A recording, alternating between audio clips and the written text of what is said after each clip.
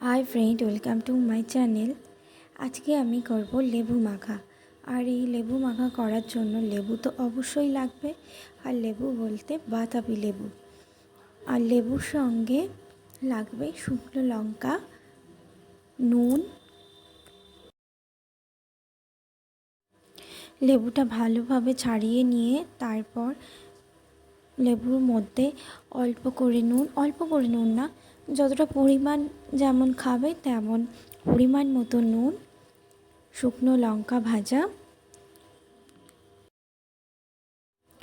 আর কাসুন্দি দিয়ে ভালোভাবে মাখতে হবে। এগুলো দিয়ে ভালোভাবে মাখার পর তারপর খেতে হবে।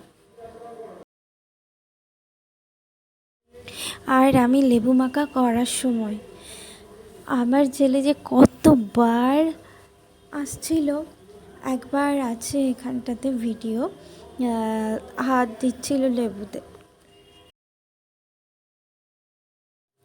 আর এই লেবু মাখাটা আমি প্রথমবার ট্রাই করলাম, তো খুব খারাপও লাগেনি, খুব ভালোও লাগেনি, মোটামুটি বেশ ভালোই লেগেছে।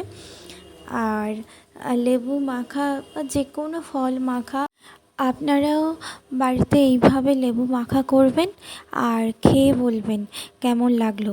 ভালো লাগলে ভালো বলবেন, খারাপ লাগলেও খারাপটাও বলবেন, তাহলে আমি বুঝতে পারবো যে আসলে লেবু মাখাটা খেতে কেমন হয়েছিল।